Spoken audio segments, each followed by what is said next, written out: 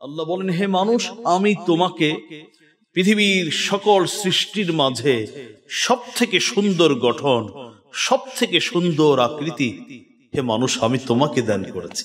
আল্লাহ, তুমি আমার আকৃতিকে যতটা সুন্দর করেছ, এর থেকেও আমার আখলাকটাকে বেশি সুন্দর করে দাও। আমার শারীরিক চেহারাকে যত সুন্দর বানিয়েছ, আমার চরিত্রকে এর থেকেও বেশি সুন্দর বানিয়ে দাও। মানুষ যখন সাধারণ থাকে, পদ পদবী না থাকে, নেতৃত্ব যখন মানুষের হাতে না থাকে, তখন মানুষ বিনয়ী থাকে। যে যখন মানুষকে আল্লাহ পাক রব্বুল আলামিন কোন নেতৃত্ব দেন, কর্তৃত্ব দেন, কোন পদ পদবী দেন, তখন ওই মানুষটা, সে যে মানুষ, এই কথাটাই ভুলে যায়। সম্মানিত হাজরিন, আমাদের ধারাবাহিক আলোচনার আলোচ্য বিষয় ছিল মানুষ বিশেষভাবে কি কি কারণে অহংকারী হয়ে ওঠে। অহংকারী হয়ে ওঠার অনেক কারণ মানুষের জীবনে আসে। এর মধ্যে উল্লেখযোগ্য কয়েকটি কারণ, যে কারণগুলোতে অধিকাংশ মানুষ ধোঁকায় পড়ে এবং অহংকারী হয়ে ওঠে। ইতিমধ্যে আমি এর 3টি কারণ বলেছি। 1 নম্বর, মানুষ সম্পদের কারণে, সম্পদ যখন তার বেড়ে যায় তখন মানুষ অহংকারী হয়ে ওঠে। আমি এর বিস্তারিত আলোচনা গত জুমাতে করেছি। 2 নম্বর, মানুষ যখন একাধিক সন্তান, সুস্থ সন্তান, সবল সন্তানের অধিকারী হয়, ভালো সন্তান যদি কোনো মা বাবা পেয়ে যায়,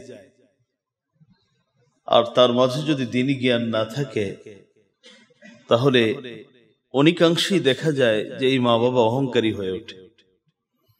অথবা কারো লোকবল বেশি থাকলে সে অহংকারী হয়ে ওঠে। 3 নম্বর, বংশীয় মর্যাদার কারণে মানুষ অনেকে অহংকারী হয়ে যায়, অথচ আল্লাহ রাব্বুল আলামিন তাকে অনেক সাধারণ বংশেও পাঠাতে পারতেন। একটা ভালো বংশে তার জন্ম, এখানে তো তার কোনো কৃতিত্ব নেই। আল্লাহ দান করেছেন, সুযোগ পেয়েছেন তিনি, উচিত ছিল বিনয়ী হওয়া, কিন্তু সে হয়ে যায় অহংকারী। এই 3টি বিষয়ের উপর আমি কোরআন এবং হাদিসের আলোকে বিস্তারিত আলোচনা করার চেষ্টা গত জুমায় করেছিলাম। আজকে 4র্থ কারণ, যেসব কারণে মানুষ অহংকারী হয়ে ওঠে, 4 নম্বর কারণ হলো শারীরিক গঠন, রূপ, সৌন্দর্য, এগুলোর কারণে অনেক সময় মানুষ অহংকারী হয়ে ওঠে।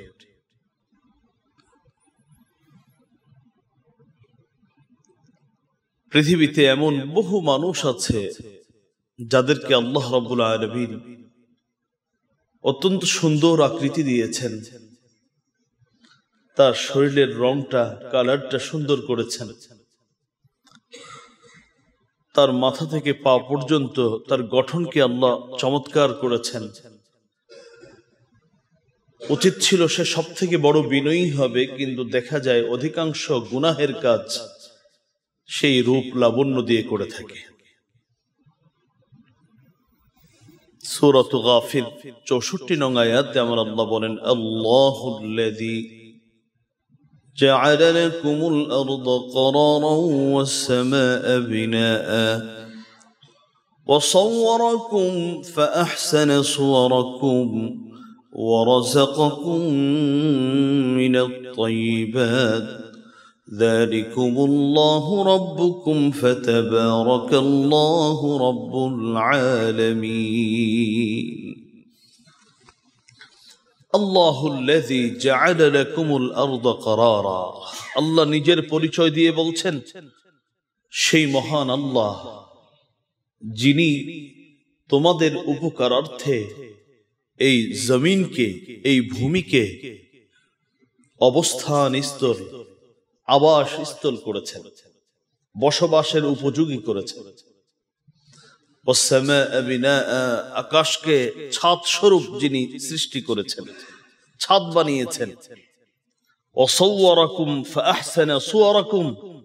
এবং তোমাদেরকে একটি আকৃতি দিয়েছেন, এবং সেই আকৃতি পৃথিবীর সকল আকৃতি, সকল অবয়ব, সকল প্রাণীর গঠন থেকে যেই গঠনটাকে তিনি সুন্দর করেছেন। এবং তোমাদেরকে পবিত্র রিজিক তোমাদেরকে দান করেছেন।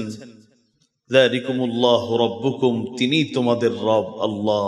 যালিকুমুল্লাহু রাব্বুকুম ফাতাবারাকাল্লাহু রাব্বুল আলামিন। আল্লাহ কত বরকতময়, যিনি তামাম পৃথিবীর লালন পালনকারী।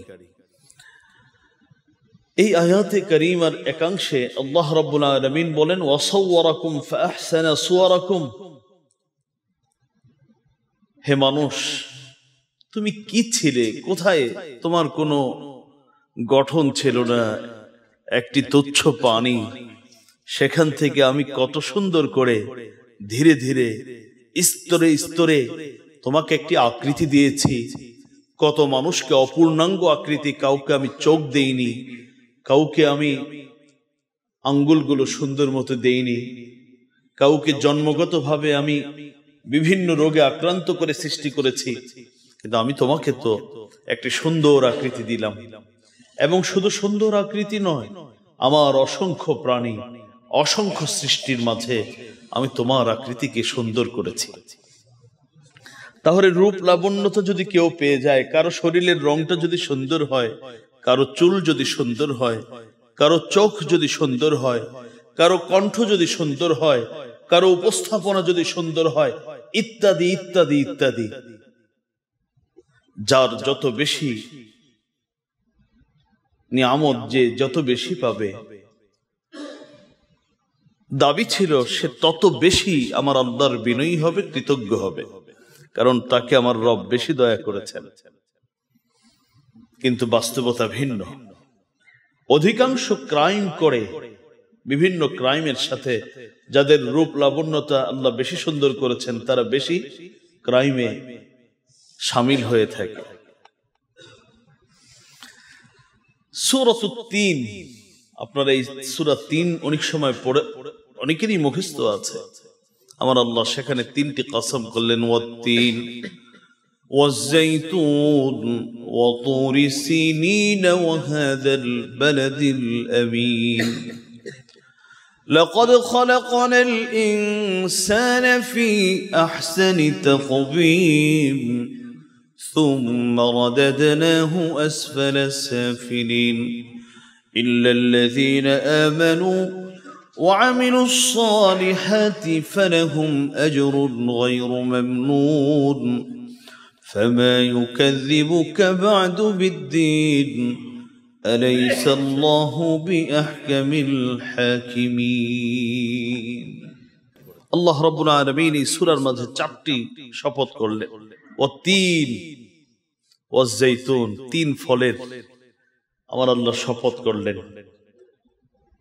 ওয়াজ-যাইতুন যেটা অলিভ, জাইতুনের শপথ করলেন।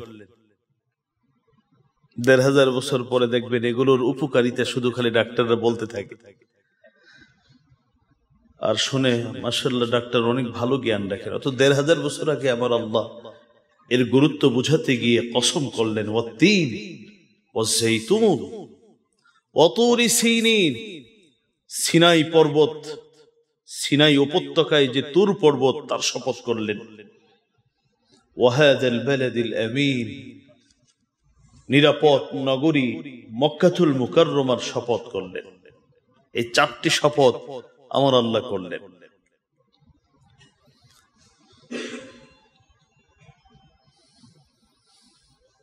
তিন এবং জৈতুন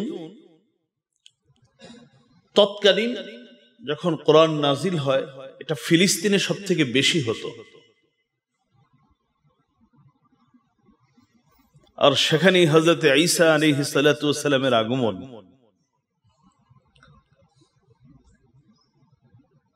এবং হযরত ঈসা ইনজিল প্রাপ্ত হন। ইনজিল কিতাব হযরত ঈসার প্রতি নাজিল হয়। আর সিনাই উপত্যকা যে তুর, এখানে হযরতে মূসা আলাইহিস সালাতু ওয়াস সালামকে আল্লাহ রাব্বুল আলামিন তাওরাত দান করেন। আর মক্কাতুল মুকাররমা এখানে নবী মুহাম্মদুর রাসূলুল্লাহকে আল্লাহ পাক কোরআন দান করেন। আমার আল্লাহ রাব্বুল আলামিন ইনডাইরেক্ট তিনজন নবী এবং তিন নবীর তিন বিশিষ্ট কিতাবের শপথ করলেন।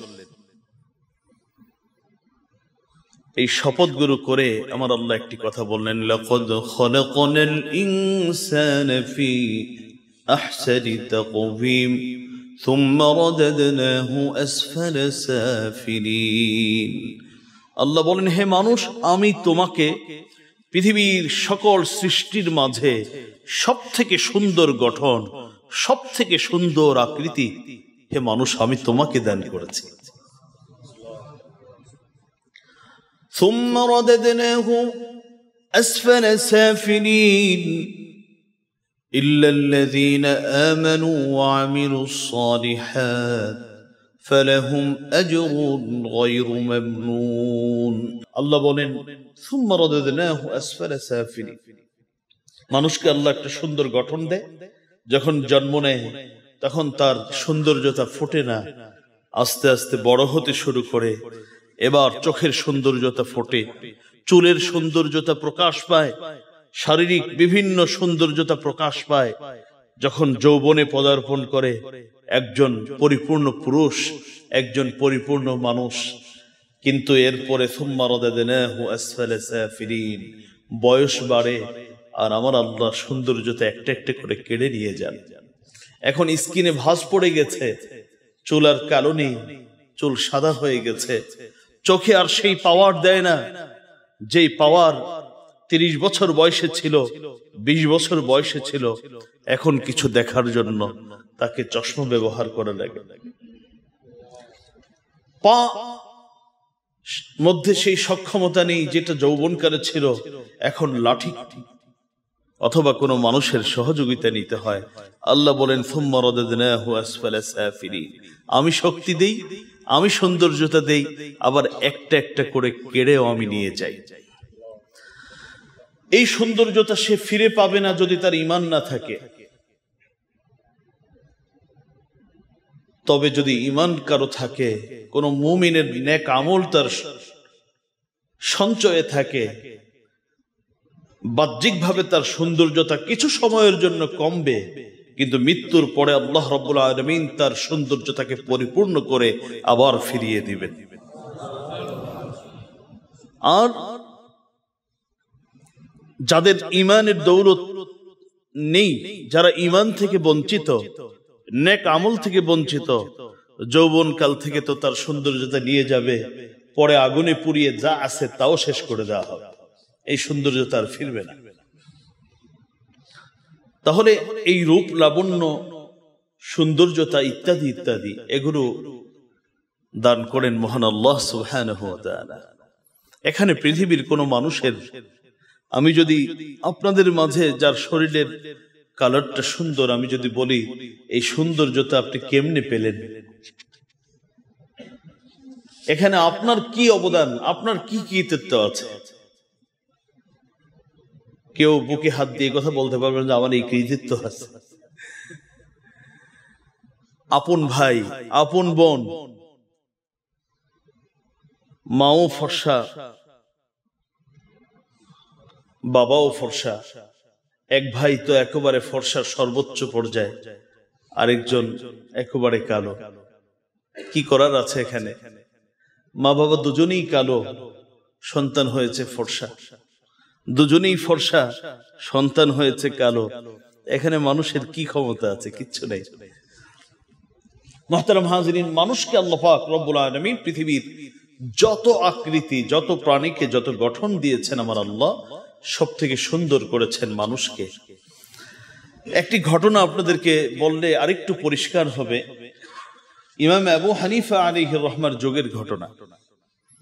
ঈসা ইবনে মূসা আল হাশিমি এক ব্যক্তি, তখন খলিফা আবু জাফর আল মনসুরের আমল চলছে। তো ঈসা ইবনে মূসা আল হাশিমি ভদ্রলোক স্ত্রীর প্রতি তার ভালোবাসা প্রকাশ করতে গিয়ে এক পর্যায়ে বলে যে আল্লাহ তোমাকে এত সুন্দর করেছেন, তুমি চাঁদ থেকেও সুন্দর। তো যখন এই কথাগুলো বলছে, প্রশংসা শুনছেন সেই বোন, প্রশংসা শুনলে তো ভালো লাগেই, কিন্তু বলে আমি চাঁদের থেকে সুন্দর, এটা কি বাড়াবাড়ি হয়ে গেল? তো স্বামী বলছে ঈসা ইবনে মূসা আল হাশিমি, না, তুমি চাঁদের থেকেও সুন্দর, আমার চোখে তুমি চাঁদের থেকেও সুন্দর, যদি এর থেকে কম হও তাহলে আমি তোমাকে 3 তালাক দিলাম। জ্ঞান নাই তো, আবেগ বেশি, কোথায় কোন কথা বলতে হয় হুঁশ নাই। ঘটনা তো ঘটে গেছে, যা হওয়ার তাই হয়েছে। এবার পুরো বিষয়টি নিয়ে খলিফা আবু জাফর আল মনসুরের কাছে গিয়ে বলে আমি তো একটা দুর্ঘটনা ঘটেছি, স্ত্রীকে বলেছি তুমি চাঁদের থেকে সুন্দর, আর যদি সুন্দর না হও তাহলে আমি তোমাকে 3 তালাক দিলাম। এখন আছে কি নাই, আছে কি গেছে, বিষয়টা আমাকে বুঝায় বলে। তৎকালীন বিভিন্ন আলেমদেরকে খলিফা আবু জাফর আল মনসুর ডাকালেন, তাদেরকে জিজ্ঞেস করলেন, বললেন, সকলেই ফতোয়া দিলেন 3 তালাক যেহেতু দিছে এখন আর নাই, পুরাটাই গেছে। সেখানে ইমামে আবু হানিফা আলাইহির রহমান এক ছাত্র ছিলেন। এই ঘটনাটাকে অনেকে অন্যভাবে বলেন, কিন্তু ঘটনাটা তাফসিরে তবারিতে আমি যেভাবে বলছি এভাবে পাবেন। ইমামে আবু হানিফা আলাইহির রহমান বরং তার এক ছাত্র সেখানে বসা ছিল, সে কোনো মতামত পেশ করে না। তো আবু জাফর, খলিফা আবু জাফর আল মনসুর বলেন, কি খবর মাওলানা সাহেব, আপনি যে কিছু বলছেন না, আপনি কিছু বলেন। তখন তিনি ফতোয়া না দিয়ে কোরআনুল কারীমের এই ছোট্ট সূরা তেলাওয়াত শুরু করলেন। বিসমিল্লাহির রহমানির রহিম।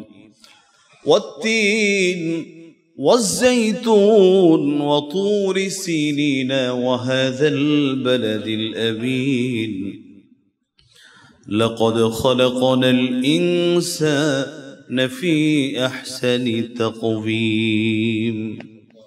আল্লাহ বলেছেন আমি মানুষকে সবথেকে সুন্দর, সেখানে চাঁদও আছে, সূর্যও আছে, গাছও আছে, পাখিও আছে, প্রাণীও আছে। আল্লাহ বলেছেন আমি সব থেকে সুন্দর।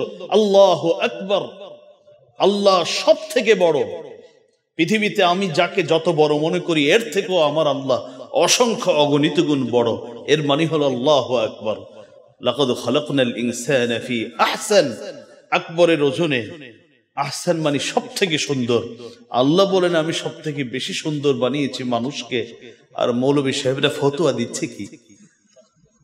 খলিফা আবু জাফর আল মনসুর সঙ্গে সঙ্গে বললেন ফতোয়া সঠিক হবে ইমাম আবু হানিফা আলাইহির রহমানির ছাত্রের, কারণ এটাকেই বলা হয় ইজতিহাদ। এই যে বিভিন্ন মাযহাব যে বলা হয়, এই কারণেই তারা বিভিন্ন গভীরে যাওয়ার চেষ্টা করেন। মুহতারাম হাজিরিন, আল্লাহ মানুষকে সব থেকে সুন্দর করেছেন। এই যে রূপ লাবণ্যতা, এই যে তার সৌন্দর্যতা, এটা যেন মানুষকে অহংকারী না করে। এই জন্য নবীজির একটি হাদিস আছে, আপনারা ইবনে হিব্বানে পাবেন। হাদিসের বর্ণনাকারী হযরত আব্দুল্লাহ ইবনে মাসউদ রাদিয়াল্লাহু তাআলা আনহুমা, তিনি বলেন আমার নবী প্রায় সময় যখনই তার চেহারা আয়নার মাধ্যমে দেখতেন তখন একটা দোয়া করতেন, আল্লাহুম্মা হাসসানতা খালকি ফাহাসসিন খুলুকি। আল্লাহ তুমি আমার আকৃতিকে যতটা সুন্দর করেছো এর থেকেও আমার আখলাকটাকে বেশি সুন্দর করে দাও। আমার শারীরিক চেহারাকে যত সুন্দর বানিয়েছো আমার চরিত্রকে এর থেকেও বেশি সুন্দর বানিয়ে দাও। ফাহাসসিন খুলুকি, যেভাবে আমার আকৃতিকে তুমি সুন্দর করেছো আখলাককে সুন্দর করো, নচেত আমার এই আকৃতি আমার বদ আখলাকের জন্য আমার চরিত্র নষ্ট হওয়ার কারণ হতে পারে। এই জন্য নবীজি এই দোয়া করতেন, আমরাও এই দোয়া করব।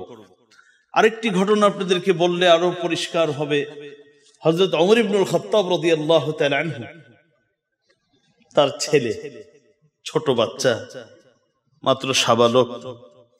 একদিন হযরত ওমরের কাছে আসলেন, চুলগুলো খুব সুন্দর করে আঁচড়িয়ে, জামাও একটা নতুন পরে, স্বাভাবিকভাবে চেহারাও সুন্দর, চুলগুলো খুব ভাঁজভুজ করে সুন্দর জামা পরে আসছেন।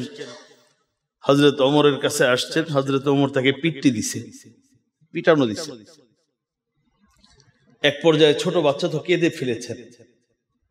হযরত হাফসা রাদিয়াল্লাহু তাআলা আনহা ওমর ইবনুল খাত্তাবকে বলে, ওমর, এটা কি করলেন? ওকে মারলেন কেন? হযরত ওমর একটা জবাব দিয়েছেন। দেখুন, আমরাও বাবা মা, আমরা কি চিন্তা লালন করি আর হযরত ওমর কি চিন্তা লালন করতেন। হযরত ওমর বলেন, আমি এই জন্য তাকে শাসন করেছি, যখন আমার আল্লাহ তাকে সুন্দর আকৃতি দিয়েছেন, চুলগুলো সুন্দর করেছেন, একটা সুন্দর পোশাক পরার আমার আল্লাহ তৌফিক দিয়েছেন, কিন্তু যখন সে সুন্দর পোশাক পরিধান করলো আর চুলগুলো খুব এটা কি ভাঁজভুজ দিয়ে আছড়ালো, তখন দেখলাম তার মধ্যে একটা ভাব চলে আসছে।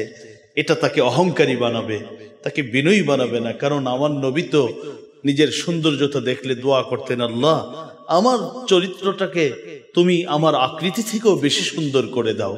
তার উচিত ছিল সেটা। আমি তাকে আজকে একটা শিক্ষা দিলাম, যাতে করে তার এই রূপ লাবণ্যতা তাকে অহংকারী না বানায়, বরং তাকে বিনয়ী করতে পারে। নবীজির চাচা আবু লাহাব, তার আসল নাম হলো আব্দুল উজ্জা। আপনারা মিরকাত আল মাফাতিহ আল বিদায়া ওয়ান নিহায়া, এই গুরুত্বপূর্ণ পৃথিবীর সেরা কিতাবগুলোর মাঝে আমার সামনের কথাগুলো পাবেন। আবু লাহাবের আসল নাম হলো আব্দুল উজ্জা, আবু লাহাব ইবনে আব্দুল মুত্তালিব। রাসূলুল্লাহ চাচা আব্দুল মুত্তালিব, দাদা হচ্ছেন আব্দুল মুত্তালিব, আর চাচা হচ্ছেন আবু লাহাব। আল্লাহ পাক রব্বুল আলামিন আবু লাহাবকে এত সুন্দর বানালেন। কিছু মানুষ থাকে, তার শরীরের দিকে তাকালে ভিতরের রগ পর্যন্ত দেখা যায়, লাল সুন্দর। আবু লাহাব ছিল লাল সৌন্দর্যের অধিকারী। বাবা সন্তানের সৌন্দর্যতায় মুগ্ধ হয়ে এক পর্যায়ে বলো, তোমার নাম আব্দুল উজ্জা যদিও, কিন্তু পরিবার থেকে তার নাম ডাকা শুরু করলো আবু লাহাব। লাহাব হচ্ছে আগুনের শিখা। আগুন যখন কোথাও জ্বলে, এর উপরে দেখবেন একটা লাল বর্ণ থাকে, এটাকে বলা হয় লাহাব। যেহেতু আবু লাহাব আব্দুল উজ্জা অনেক সুন্দর, এই জন্য বাবা সন্তানকে বলে, তোমাকে আমি আব্দুল উজ্জা বলে ডাকবো না, তোমাকে আমি আবু লাহাব বলে ডাকবো। পুরা মক্কাতে আবু লাহাবের সৌন্দর্য এটা সকলের মুখে মুখে ছিল। তার এই আল্লাহর নাফরমান হওয়ার পিছনে, অহংকারী হওয়ার পিছনে একটি বড় কারণ ছিল তার এই রূপ লাবণ্যতা, তার এই সৌন্দর্যতা। রাসূলুল্লাহ সাল্লাল্লাহু আলাইহি ওয়াসাল্লামকে প্রায় সময় অনেকভাবে কষ্ট দিয়েছে। বাজারে, ঘাটে, অনুষ্ঠানে যেখানেই নবীজি যেতেন, অন্যরা পিছনে পিছনে সবার সামনে বেয়াদবি করত। এই অহংকারী আবু লাহাবকে আল্লাহ রাব্বুল আলামিন, যেহেতু তার রূপ লাবণ্যতা এটাই তার অহংকারী হওয়ার অন্যতম কারণ ছিল, আমার আল্লাহ রাব্বুল আলামিন তার জীবনে এমন একটা ঘটনা ঘটালেন যে মানুষ তার কাছ থেকে সব দূরে সরে গেল। তার মৃত্যুটা হয়েছিল বদরের যুদ্ধ যখন যেদিন ঘটেছিল এর 7 দিন পরে আবু লাহাব মৃত্যুবরণ করে। সে একটা রোগে আক্রান্ত হয়েছিল, আল আদাসা। এই রোগটা এই কিছুদিন আগে যে কোভিড গেল, করোনা ভাইরাস যেটা, অর্থাৎ প্লেগ রোগ হতো আমাদের আগে, আমরা শুনেছি, আপনারা দেখেছেন অনেকে। মহামারী, এটা এক ধরনের মহামারী, আদাসা। এই রোগে আবু লাহাব আক্রান্ত হলো। এই রোগটা হওয়ার পরে তার মাথা থেকে পা পর্যন্ত তার সৌন্দর্যতা কোথায় যে গেল, সব নষ্ট হয়ে গেল, পুরা শরীরে পচন ধরল। মৃত্যুবরণ করলো আবু লাহাব। তার বড়াইয়ের একটা বড় কারণ ছিল তার অনেক সন্তান। আবার ছেলে সন্তান যখন মৃত্যুবরণ করে, আবু লাহাব মৃত্যুবরণ করে একদিন নয় 3 দিন ঘরে পড়েছিল, সন্তানরা তার কাছেও যায়নি, এলাকাবাসী তো যাওয়ার প্রশ্নই ওঠে না। যখন দুর্গন্ধে আশপাশের মানুষ আর সহ্য করতে পারছিল না, তখন ছেলেরা কি করবে, টাকা পয়সা খরচ করে দূর থেকে একজন মানুষকে আনলো বাবার গোসল দেবার জন্য।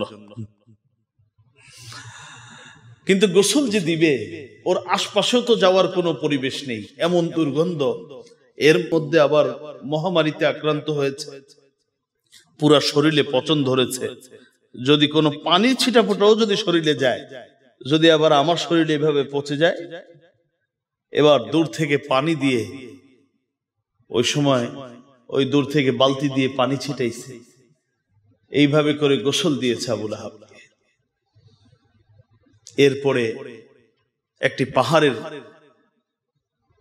ছোট টিলা এর পাশে গিয়ে আবু লাহাবকে ফেলে দেওয়া হয়েছে, এমনি দূর থেকে নিক্ষেপ করা হয়েছে, কাছে গিয়ে কেউ মাটি দেয়নি, দূর থেকে পাথর নিক্ষেপ করেছে। এরপরে আবু লাহাবের এইভাবে করে তার দাফন হয়েছে।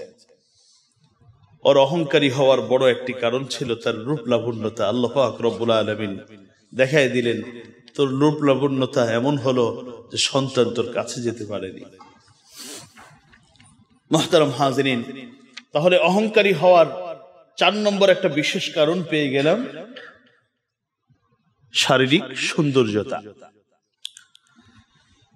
5 নম্বর অহংকারী হওয়ার 5 নম্বর কারণ হলো শারীরিক শক্তি। সামরিক শক্তি ইত্যাদি ইত্যাদি শক্তি মানুষকে অহংকারী করে দেয়। আর্থিক শক্তি, লোকবলের শক্তি, এই শক্তি মানুষকে কি করে, অহংকারী করে। অথচ এগুলো বিনয়ী হওয়ার অন্যতম কারণ ছিল যে একজন মানুষ বিনয়ী হবে, কারণ এই নিয়ামতগুলো আমার আল্লাহ দান করেছেন। আপনারা কোরআনুল কারীম সূরাতু ফুসসিলাত হামিম আস-সিজদা এর 15 নম্বর আয়াত খুললে পাবেন, একটি জাতি, যে জাতির নাম ছিল আদ জাতি। সুবহানাল্লাহ, আমার আল্লাহ রাব্বুল আলামিন এই আদ জাতিকে তাদের তাফসীরের কিতাবে এসেছে, তাফসীরে তাবারিতে এসেছে বিশেষ করে, যে এই আদ জাতির প্রতিটি সদস্য গঠনের দিক থেকে প্রায় 18 ফিট লম্বা ছিল। কত ফিট? সাধারণত আমাদের সমাজের যারা আছি, আমাদের কয় ফিট? 5.5, 6.5, 6, 7 ফিট হলে তো দরজা চেঞ্জ করতে হবে। আর ওদেরকে আমার আল্লাহ কি বানালেন? 18 ফিট লম্বা। দূর দূরান্ত থেকে পাথর, বিশাল বিশাল পাথরের টুকরা। তাফসীরে ইবনে কাসির খুললে পাবেন, ওরা বড় বড় পাথরের টুকরা নিত মাথার মধ্যে, যেটা আমাদের মতো 100 জন মানুষের পক্ষে সম্ভব না, ওরা একজন এটাকে বহন করত। করে এনে ওরা জালেম ছিল, নিরীহদের উপর এটা নিক্ষেপ করত দূর থেকে। এত শারীরিক শক্তি সম্পন্ন।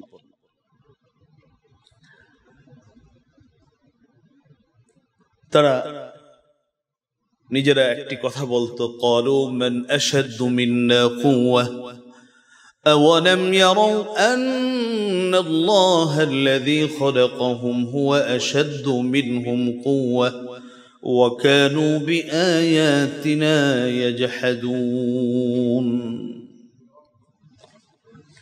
তারা বলতো, আমাদের থেকে শক্তিশালী পৃথিবীতে আছে কে? আল্লাহু আকবার। এভাবে করে তারা অবাধ্য হয়েছিল, অহংকার করত। আপনারা সূরাতুল ফজরের 6, 7, 8 এই আয়াতগুলো খুলবেন, দেখেন আল্লাহ কি বলে, আলাম তারা কাইফা ফাআলা রাব্বুকা বিআদ ইরম যাতিল ইমাদ التي لم يخلق مثلها في البلاد। হে নবী, আপনি কি কখনো ভেবে দেখেছেন, আপনি কি কখনো লক্ষ্য করেছেন আপনার রব আদ জাতির সাথে কেমন আচরণ করেছেন? আদ জাতির একটি বিশেষ গোত্র ছিল এরাম, যারা হলো যাতুল ইমাদ, এক একটা বিশাল খুঁটির মতো, বিশাল পিলারের মতো। এগুলো আমার আল্লাহ বলেন আল্লাতী লাম ইউখলাক মিসলুহা ফিল বিলাদ, যাদের মতো করে এরকম গঠন পৃথিবীতে কাউকে দেওয়া হয়নি। ওরা হয়ে গেল আল্লাহ পাকের অবাধ্য, তারা হয়ে গেল অহংকারী। আমার আল্লাহ রাব্বুল আলামিন এই শারীরিক শক্তির কারণে যারা অহংকারী হলো, আল্লাহ পাক তাদেরকে পানিশমেন্টের আওতায় আনলেন। শক্তি, কাউকে যদি আল্লাহ পাক শক্তি দেয়, দেখছেন না এক সময় কি শক্তি, একটু শরীর খারাপ, এখন আর উঠতে হলে 3 জন ধরে উঠাইতে হয়। একদিন আগে একজনের হায়রে শক্তি কাকে বলে তার পাওয়ার, একদিন পরে তার কি পাওয়ার কিচ্ছু নাই। এটাই তো দুনিয়া। হুনাইন একটি যুদ্ধ হয়েছিল মুসলমানদের সাথে অমুসলিম এই দলের মাঝে একটি যুদ্ধ হয়েছিল, যে যুদ্ধের নাম হুনাইন। মুসলমানদের যত যুদ্ধ হয়েছিল এর মধ্যে এই হুনাইনের যুদ্ধ একটি অন্যতম, যেখানে মুসলমানদের সংখ্যা বেশি ছিল, প্রায় 12,000 ছিল মুসলমানের সংখ্যা। কিন্তু সেই যুদ্ধে মুসলমানদের উল্লেখযোগ্য কোনো বিজয় আসেনি। আমার আল্লাহ রাব্বুল আলামিন সূরাতুত তাওবার 25 নম্বর আয়াত নাযিল করে বলেন, লাকাদ নাসারাকুমুল্লাহু ফী মাওয়াতিন কাসীরা ওয়া ইয়াওমা হুনাইনিন ইয আ'জাবাতকুম কাসরাতুকুম ফালাম তুগনি আনকুম শাইআ। হুনাইনের যুদ্ধে একজন মুসলিম আরেক মুসলমানকে বলতেছিল, সাহাবায়ে কেরাম, আজকে পরাজয়ের কোনো কারণ নাই, কারণ আমাদের সংখ্যা আজকে 12,000, 313 জন। বদরের যুদ্ধে কি করলাম? ওই যুদ্ধে আমাদের সংখ্যা কম ছিল, ওখানে আমাদের বিজয় আসছে, আর আজকে আমাদের সাথে 12,000। আমার আল্লাহ রাব্বুল আলামিন বলে, শক্তির বড়াই করছো? আল্লাহ রাব্বুল আলামিন বিজয়ের স্বাদ মুসলমানদেরকে গ্রহণ করতে দিলেন না, এবং খোঁটা দিয়ে বললেন, কত জায়গায় আমার সাহায্য আসছে তোমাদের কাছে, কিন্তু হুনাইনের যুদ্ধে কেন সাহায্য আসেনি? ইয আ'জাবাতকুম কাসরাতুকুম, তোমাদের সংখ্যার আধিক্যতা, তোমাদের লোকবল বেশি, এই মনোবলের কারণে আমি আল্লাহ রাব্বুল আলামিন আমার সাহায্যকে বন্ধ করে রেখেছি। তোমরা সাহায্য পাওনি, এই জন্য তোমরা কাঙ্ক্ষিত বিজয় অর্জন করতে পারো। মুহতারাম হাজিরিন, মানুষ অহংকারী হওয়ার আরেকটি অন্যতম কারণ হলো, মানুষ যখন সাধারণ থাকে, পদ পদবি না থাকে, নেতৃত্ব যখন মানুষের হাতে না থাকে, তখন মানুষ বিনয়ী থাকে। যে যখন মানুষকে আল্লাহ পাক রব্বুল আলামিন কোন নেতৃত্ব দেন, কর্তৃত্ব দেন, কোন পদ পদবি দেন, তখন ওই মানুষটা, সে যে মানুষ এই কথাটাই ভুলে যায়। অথচ এই নেতৃত্ব, কর্তৃত্ব এগুলো দেন আমার আল্লাহ সুবহানাহু ওয়া তাআলা। সূরাতু আলি ইমরান 26 নম্বর আয়াত, আপনারা সকলেই হয়তো আয়াতটি জানেন। কুলিল্লাহুম্মা মালিকাল মুলকি তু'তিল মুলকা মান তাশা ওয়া তানজিউল মুলকা মিম্মান তাশা ওয়া তু'ইজ্জু মান তাশা ওয়া তুযিল্লু মান তাশা বিয়াদিকাল খায়র ইন্নাকা আলা কুল্লি শাইইন কাদির। হে নবী, আপনি পৃথিবীর মানুষকে বলে দিন, আল্লাহুম্মা মালিকাল মুলক, আল্লাহ হচ্ছেন মালিকাল মুলক, রাজাধিরাজ, সকল বাদশার বাদশা। তুতিল মুলকা মান তাশা ওয়া তানজিউল মুলকা মিম্মান তাশা, তিনি যাকে ইচ্ছা তাকে কর্তৃত্ব দেন, রাজত্ব দেন, নেতৃত্ব দেন, পদ পদবি দেন, আবার যাকে ইচ্ছা তার কাছ থেকে ছিনিয়েও নেন। وتعز من تشاء وتذل من تشاء بيدك الخير إنك على كل شيء قدير। যাকে ইচ্ছা তিনি সম্মান দেন, যাকে ইচ্ছা তিনি অপদস্থ করেন। কল্যাণ অকল্যাণ সব তার হাতে। বিয়াদিকাল খাইর ইন্নাকা আলা কুল্লি শাইইন কাদির। হে নবী আপনি বলুন, হে রব আপনি সব কিছুর উপর আপনার ক্ষমতা, আপনার পাওয়ার। এই আয়াতে শুধু বাদশা মানে দেশের বাদশাহী নয়, কর্তৃত্ব, নেতৃত্ব, পদ পদবী, সম্মান, মর্যাদা, প্রমোশন সবকিছু আমার আল্লাহ বলেন এটা আমি দান করি। হে নবী আপনি পরিষ্কার করে বলে দেন। মুহতারাম হাজিরিন, রাসূলুল্লাহ সাল্লাল্লাহু আলাইহি ওয়াসাল্লাম বুখারীর এক হাদিসে ইরশাদ করেন, হযরত আবু হুরায়রা থেকে বর্ণিত, তোমরা আজকে যে দায়িত্ব নেবার জন্য লালায়িত, অতি সত্বর কিয়ামত দিবসে এই দায়িত্বের কারণেই তোমরা আল্লাহর কাছে লজ্জিত হতে হবে। বুখারীর হাদিস। সাতাহরিসুন আলাল ইমারা ওয়া সাতাকুন নাদামাতান ইয়াউমাল কিয়ামাহ, রাওয়াহুল বুখারী। পদ পদবী গ্রহণ করা এটা দূষণীয় নয়। ভালো করে একটা কথা বুঝে নেবেন, কোন পদ পদবী চেয়ে নেওয়াও দূষণীয় নয় যদি এই ক্ষেত্রে অন্য 10 জন থেকে নিজে বেশি উপযুক্ত থাকে। হযরত ইউসুফ আলাইহিস সালাতু ওয়াস সালাম তিনি অর্থ মন্ত্রণালয়ের দায়িত্ব চেয়ে নিয়েছিলেন, কারণ উনি খুব ভালো করেই জানেন জায়গাটা বড় সেনসিটিভ, এই জায়গায় গেলে মাথা ঠিক থাকে না। সুতরাং অন্য কেউ যদি যায় এমনি দুর্ভিক্ষ মিশরে, আবার যদি কি পার্টি বলে মানে যারা খাবু পার্টি, যদি এরকম কেউ হয় তাহলে মানুষ শুদ্ধ খেয়ে ফেলবে। হযরত ইউসুফ আলাইহিস সালাতু ওয়াস সালাম বললেন, ইন্নী খাযাইনুল আরদ ইন্নী হাফিজুন আলিম। অর্থ মন্ত্রণালয়ের দায়িত্বটা অন্য মন্ত্রণালয় কাকে দিবেন দেখার বিষয় না, অর্থ মন্ত্রণালয়ের দায়িত্ব আমাকে দেন, কারণ আমার মধ্যে দুটো গুণ আছে, ইন্নী হাফিজ ইন্নী আলিম। আমি এক হলো অর্থ মন্ত্রণালয়ের পরিচালনার যে জ্ঞান, সেই জ্ঞান আমার আছে, কারণ আমার জাগতিক জ্ঞান যেমন আছে আমার রবের কাছ থেকে ওয়াহির জ্ঞানও আছে। কখন কি হবে আমার রব আমাকে জানিয়ে দিবেন, এই জ্ঞান তো পৃথিবীর কারো নাই। আর 2 নম্বর হলো আমার মধ্যে আমানতদারিতা আছে, আমি মানুষের হক নষ্ট করব না। তো দায়িত্ব হযরত ইউসুফ আলাইহিস সালাতু ওয়াস সালাম চেয়ে নিলেন।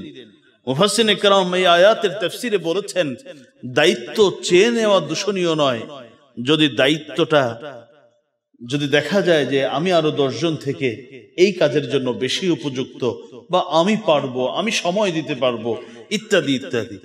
তবে যদি উদ্দেশ্য ভিন্ন হয় তাহলে এই হাদিস তার জন্য বড় সতর্কতা, যে কিছু মানুষ এমন আসবে যারা দায়িত্ব নেবার জন্য বড় লালায়িত হবে, এই মানুষগুলি কিয়ামতের মাঠে সবথেকে বেশি লজ্জিত হবে। কারণ আমি পদ পদবী আমি গ্রহণ করার পরে কিছু মানুষ আছে একটা সুন্দর প্রতিষ্ঠান চলছে, কিন্তু না আমাকে দায়িত্ব নিতে হবে। দায়িত্ব নেওয়াটা এত সহজ নয়, বরং দায়িত্ব যদি কারো কাঁধে চাপিয়ে দেওয়া হয়, হাদিস শরীফের মধ্যে আসছে ওয়াইনতা, আল্লাহ পাক তাকে সাহায্য করবেন, আল্লাহর সাহায্য তার উপর আসবে। আর যদি কেউ চেয়ে নেয় তাহলে সাহায্য পাবে না। মুহতারাম হাজিরিন, সহিহ মুসলিমের হাদিস হযরত আয়েশা সিদ্দিকা রাদিয়াল্লাহু তাআলা আনহা থেকে বর্ণিত, তিনি বলেন রাসূলুল্লাহ সাল্লাল্লাহু আলাইহি ওয়াসাল্লাম দোয়া করতেন, আল্লাহুম্মা মান ওয়ালিয়া বিন আমরি উম্মতি শাইআন ফাশাক্কা আলাইহিম فاشقق عليه ومن ولي من أمر أمتي فرفق بهم فارفق به رواه مسلم। আমার নবী দোয়া করতেন, হে আল্লাহ আমার উম্মতের যে ব্যক্তিকে কোনো দায়িত্ব দেওয়া হয় আর দায়িত্ব পাওয়ার পরে সে অধীনস্থদের উপর জুলুম শুরু করে, কঠোরতা শুরু করে, হে আল্লাহ আপনি তার উপর আরো বেশি কঠোর হয়ে যান। আর আমার উম্মতের যে ব্যক্তির কাঁধে দায়িত্ব আসছে আর সে তার অধীনস্থদের দায়িত্ব পালনে বড় দয়ালু, চেষ্টা করে যাচ্ছে, হে আল্লাহ আপনি তার প্রতি দয়া করেন। দোয়াটা কে করেছেন? রাহমাতুল লিল আলামিন বিশ্বনবী মুহাম্মদুর রাসূলুল্লাহ সাল্লাল্লাহু আলাইহি ওয়াসাল্লাম। দোয়াটা কবুল হবে, এর মধ্যে কোনো সন্দেহ আছে? কোনো সন্দেহ নেই।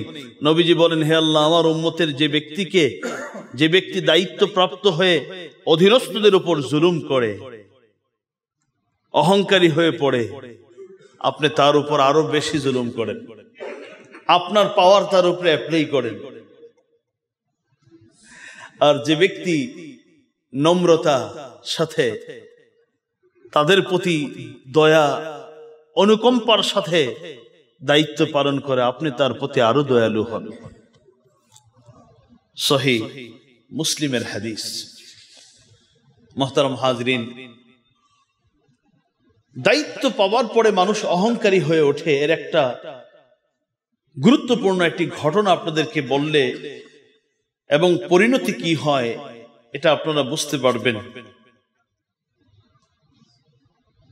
আজকে আর এটা না বলি, সময় হয়ে গেছে ইনশাআল্লাহ। এর উপরে আরো কি কারণে মানুষ বড় অহংকারী হয়, এর মধ্যে একটা, মানুষ জ্ঞান যদি কারো বেশি হয় সে অহংকারী হয়। কারো আমল ইবাদত যদি বেশি থাকে, ওরে সুবহানাল্লাহ, এ হয় সবচেয়ে বড় অহংকারী। আমরা এই যে বিষয়টা আলোচনা করছিলাম, বংশ মর্যাদা, পদ পদবী, বিশেষ করে দায়িত্ব ক্ষমতা পাওয়ার পরে মানুষ যে অহংকারী হয় এবং পরিণতি কি হয়, এটার উপরও আমি আগামী সপ্তাহে কিছু কথা রাখার চেষ্টা করব। আজকে যতটুকু আলোচনা হলো, আল্লাহ আমাকে আপনাকে সকলকে বুঝার এবং আমল করার তৌফিক দান করুন, আমিন। ওয়া আখিরু দাওয়ানা আলহামদুলিল্লাহি রাব্বিল আলামিন। আসসালামু আলাইকুম ওয়া রাহমাতুল্লাহ।